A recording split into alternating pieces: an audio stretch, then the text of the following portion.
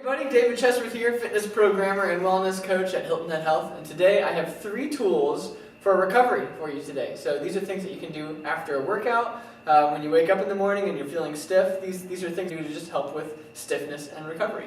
So the first tool I have here might look familiar to many of you. It's called a foam roller, and the foam roller is really great for getting large surface areas, for working out knots, helping out with tender spots, soreness. So the spot that I'm going to show you today is a common culprit, the hips and thigh region, the hamstrings, quads, glutes. So really simple with the foam roller. Just sit on the floor, and you would sit on the foam roller and lean towards one side, and that's going to help you get the glute, the piriformis. This area can tend to get really tight, sometimes to the point where you might get sciatic pain down your leg from pinching of the nerve. So if you find a spot that's tight or tender, just hang out there, focus on your breathing, sink into it. That's how you can get one part. The quad, in front of the thigh, the foam roller almost lifts you up for you, and you will just use your forearms to help pull you forward and backward. You might even notice the position of my feet. The more parallel my feet are, the more you're going to get in the meat of the quads in the center. That tends to be a little more tender for many people. Again, once you find a spot, you can hang out there.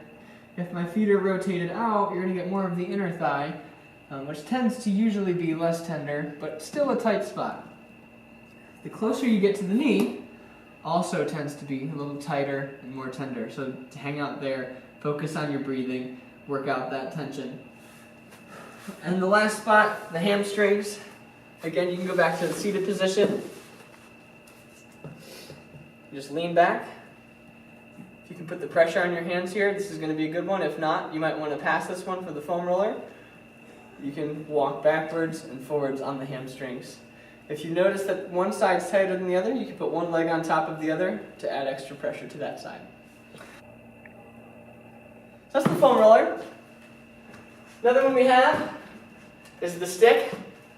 Looks kind of like a rolling pin that you used to bake.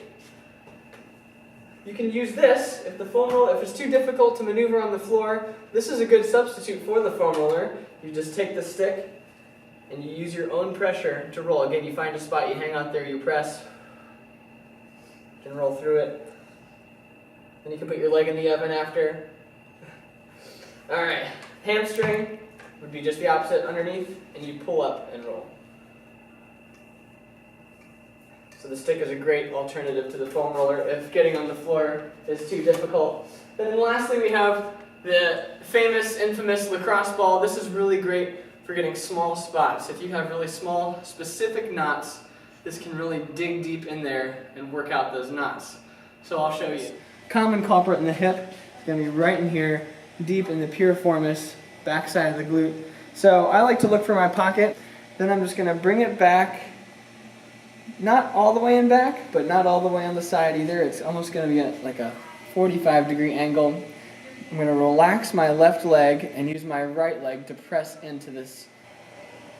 And you might notice a tight spot, a tender spot. I feel it. Certainly this is an area where your muscles tend to be really tight from trying to carry your body all day. Thank you, everybody. This has been 3 tools for recovery. Be sure to take care of your bodies after workouts, in the morning, before bed, whenever it's going to be. Use some sort of tool to help reduce inflammation, reduce tightness, so that your bodies will be less likely to get injured. We'll see you next time, everybody.